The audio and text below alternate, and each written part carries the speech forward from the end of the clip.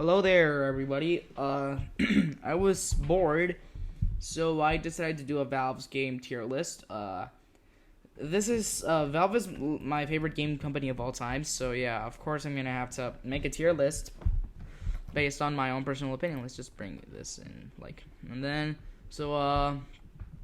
I have a tier list maker, and with all of the 1, 2, 3, 4, 5. 8, 9, 10, 11, 12, 13, 14, 15, 16, 17, 18, 19, 20, 21, 22, 23, 24, 25, 26, 27, 20, 28 Valve games ever made. Every single one of them are going to be reviewed by me, and mind you that I'm just giving my own personal opinion. So let's go off by release date, and first one is Half-Life. I mean, Half-Life is indeed an amazing game, despite its age. But the thing that I find most frustrating about the game is the finale. The Zen, they're poorly designed. They seem like it's almost as if they were designed it seems like they were made as the finale was made. They didn't do any previous concept art. It seems like they were making up how Gordon would escape while they were developing the levels. So yeah. But the combat, everything in general is amazing. I love the crunchy sound design. I really like it. And the story is pretty good, excluding Zen. So, Half-Life is gonna go on A tier, which stands for awesome. Next up, we have Team Fortress Classic. Now, Team Fortress Classic is the game that preceded Team Fortress 2, obviously. And so yeah, I'm gonna put it on B tier, because even though I really enjoy Team Fortress Classic, it's not as good as other Valve games. I feel like it's very flat in terms of design and variety of weapons. Some of the weapons are really bad, but others are really good. Even though I main heavy in TF2, I main Soldier in Team Fortress Classic, just because he's a much easier class to fight. And I also main engineer Team Fortress Classic because he's much easier to use. And he's much easier to get kills with. So I'm going to put Team Fortress Classic on B tier. It's a good game, but it's kind of disappointing. Next up is Ricochet. Okay, Ricochet is... I only played it once, and I realized that it's literally just 0 players. Straight down the list. 0, 0, 0. Absolutely no players. And even if it might even be easier to get, it might probably be easier, to get people, to play Among Us again, rather than actually getting people to play, Ricochet. So yeah, Ricochet is gonna go on D tier. Just a little heads up. S tier stands for superb games. A tier stands for awesome. B tier stands for better than C tier, and C tier stands for cool, I guess, and D tier stands for doo-doo. So yeah, Ricochet is going to go on D tier. It's bad. It's a bad game. So yeah, for next off is Counter-Strike. Now I'm gonna admit, Counter-Strike is another A tier, because of the fact I really enjoy Counter-Strike, the original, the 1.6 version. It's enjoyable, it's entertaining, but sometimes there's just some frustrating players that ruin the game for me a lot. So if there were no frustrating players, I would definitely put it on S tier, but as of right now, it's currently on A tier. Next up, we got Day of Defeat. No, wait, Deathmatch Classic. Yeah. So, Deathmatch Classic, I only played it once, and I immediately got bored of it.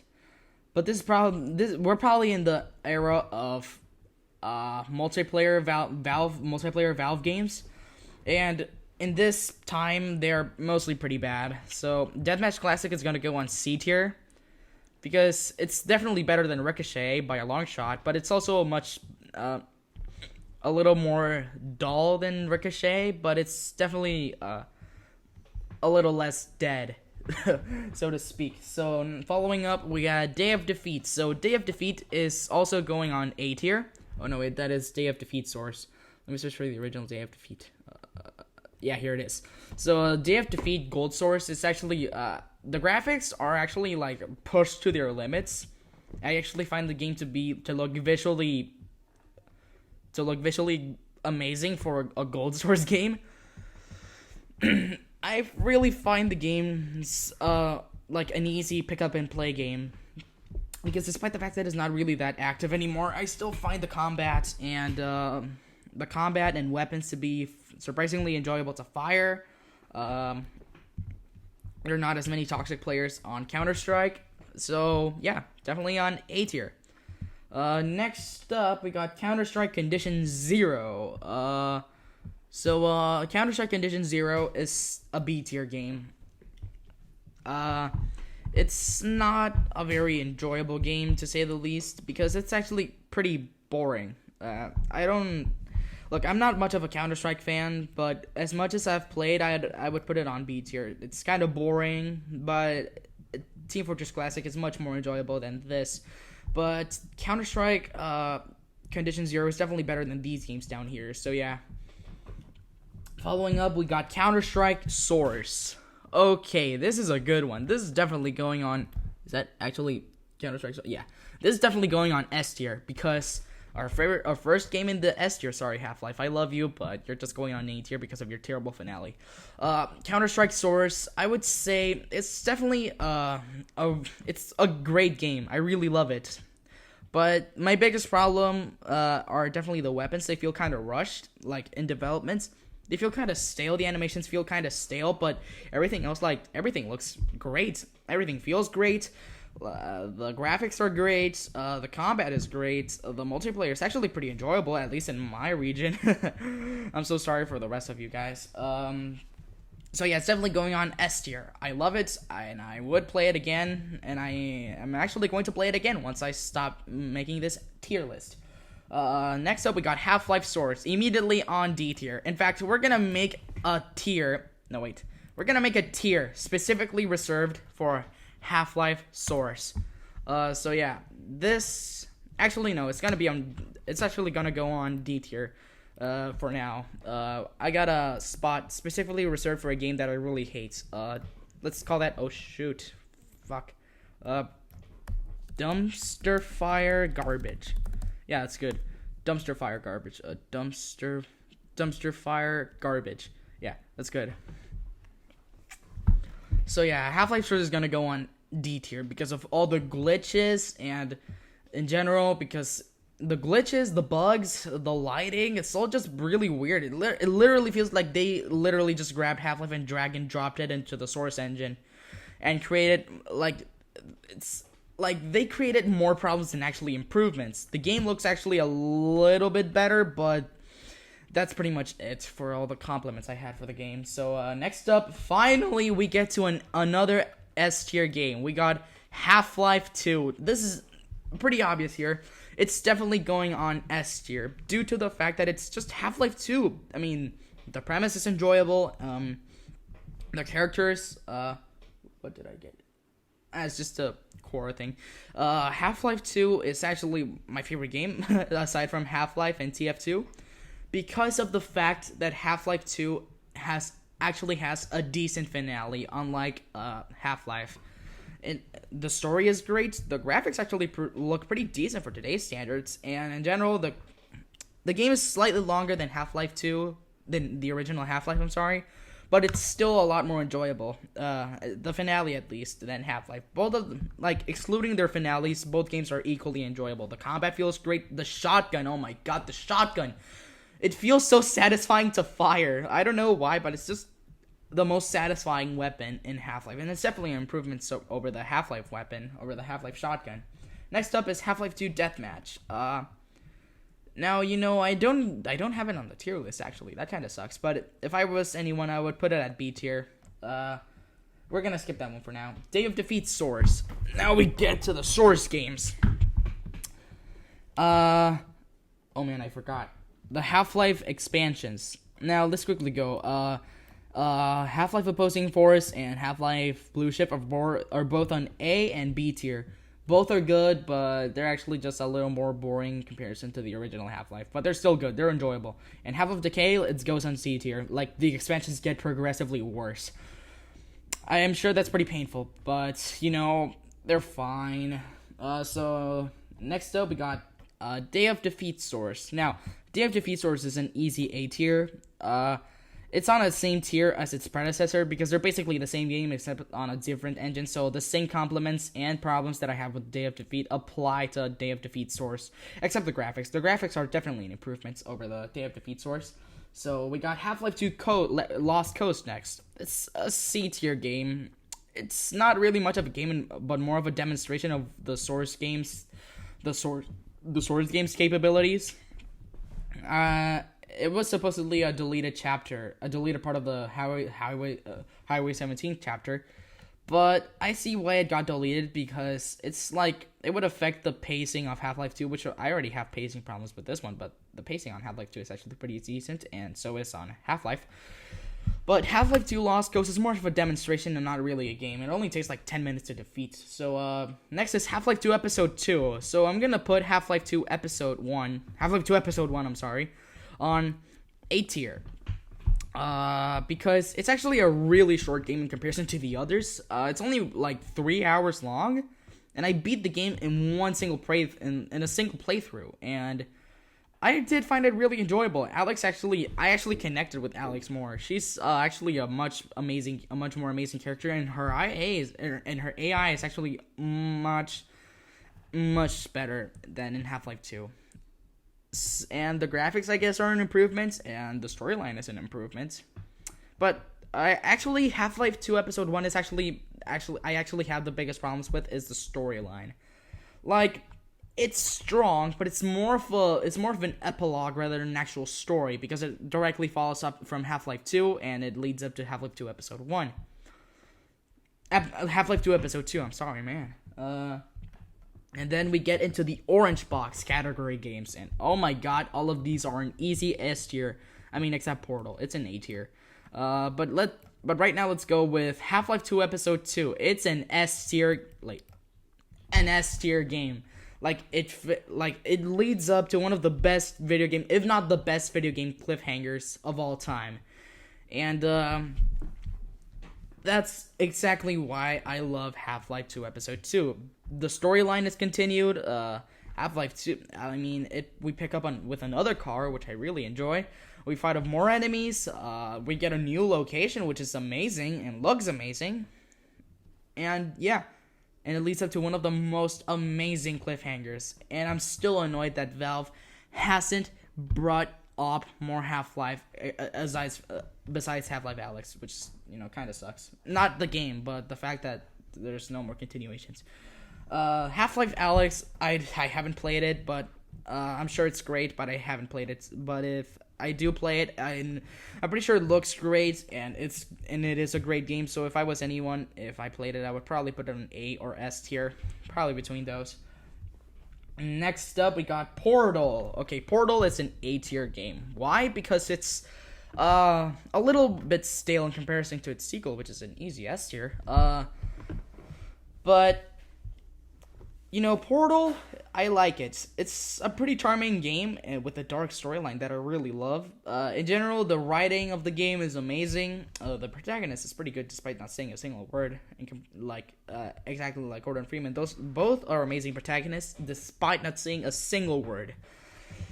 And so Portal is a little bit more simple in comparison to Portal 2, which has 1,000 more storylines that I really want to get into. So yeah. An A tier game. It's a great game, and I would definitely play it more. Now we get to Team Fortress 2. Now, if there were no bots, they would be on A tier, on S tier. But as of right now, it's currently on A tier because of the bots. But if there were no bots, I would put it on S tier. I promise you. I know casual is a little more playable, or was, but let's pretend that it's You know what? Let's just put it on S tier. Let's ignore the bots and focus on the more positive areas of Team Fortress 2. Now, the things that are actually wrong with the game are not wrong with the game at all, but rather the players. Some of the players can actually be really frustrating, like some tryhards that don't let the people enjoy the game how they want. They just ruin the game, and so do the bots. And some players are either toxic or annoying or cocky. I don't like those players. But in general, the player base is actually pretty chill. So Team Fortress 2 is on the 4 Valve games that are actually amazing. So yeah, A tier, S tier. Left 4 Dead. Let's put Left 4 Dead 1 on A tier. Because I like your Left 4 Dead, but I just prefer Left 4 Dead 2 a lot more. Left 4 Dead is actually one of those Valve games that doesn't feel like a Valve game at all. It feels more like something out of I don't know. Let's just say, actually, there's no way of comparing it. Like, what the heck? It's like a unique game that doesn't feel like it came from any studio and just popped into existence. And that's what I really like about Left 4 Dead. It features a pretty interesting characters, an amazing combat, and amazing graphics that still look great, even by today's standards.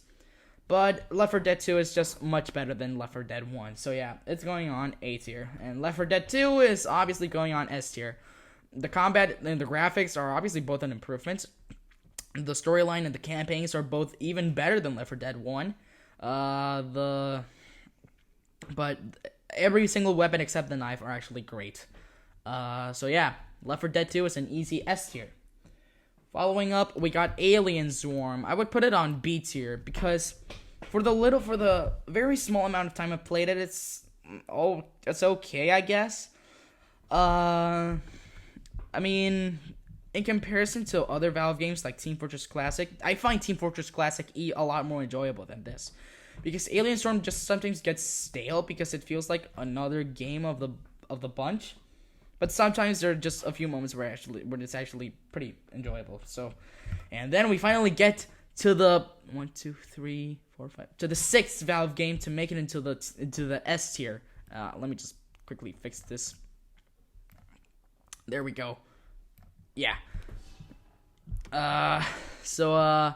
Portal 2 is definitely an S tier. The graphics are, they're superb. The sound design, everything looks amazing in this game, and it feels amazing, and it is an amazing game in general. It's a masterpiece, actually. It's actually one of the rare sequels that is actually superior to the original, like Left 4 Dead 2 and Team Fortress 2 and Half-Life 2 and Half-Life 2 Episode 2. And I think Valve is the master of making amazing sequels. So yeah, props to you, Portal 2. You're amazing. And we only got 5 Valve games left. And let's see, we got Counter-Strike Global Offensive. I put it on A tier. I mean, most of the Valve games here are on A tier. So yeah, that's funny. But Counter-Strike Global Offensive, for the 15 hours I've played it, it's actually much better than what a lot of people say about it. It's enjoyable. The combat is fine. The graphics are fine. And I think the thing that carries this game the most is the weapons. But that's it.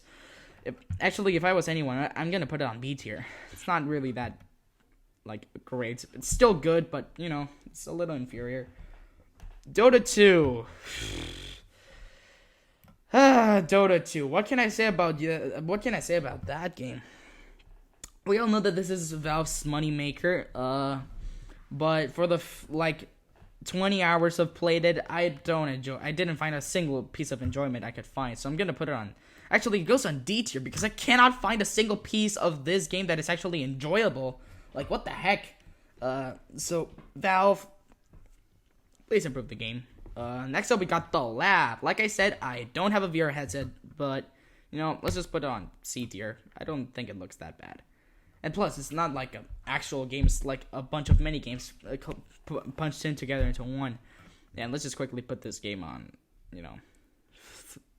I don't know what this game is called, but if, I forgot what its name is, but I did play it. It's basically the same thing as Deathmatch Classic, so let's put that on C tier. And Artifact. Oh boy, Artifact.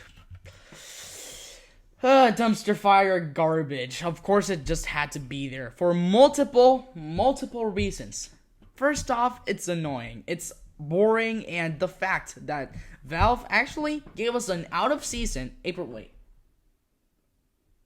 that they gave us an out-of-season April Fool's joke with this game. We thought it was going to be finally Half-Life 3 or Team Fortress 3 or any of those amazing games that we had, and this game unfortunately makes the sin of being the only game that makes it into the dumpster fire garbage tier. The rest of the games go from fine or go from mediocre to completely superb. In general, Valve does make some amazing games, and I'm pretty sure they will in the future if they ever set their minds to it. So yeah, in general, I would call Valve a pretty good game company. They make amazing games, and I would definitely recommend you give one of their games a try. So yeah, this is the finished tier list. I really hope you enjoyed it. I really hope you respect my opinion, because this is my respectful opinion and what I think about all of these games. So most of these games are like from going from B to S. Those games are completely good, like good. I'm talking good. But from C to dumpster fire garbage, they go from mediocre to complete shit. So this is the end of this review. So thank you for watching. I really hope you enjoyed it, and yeah, later.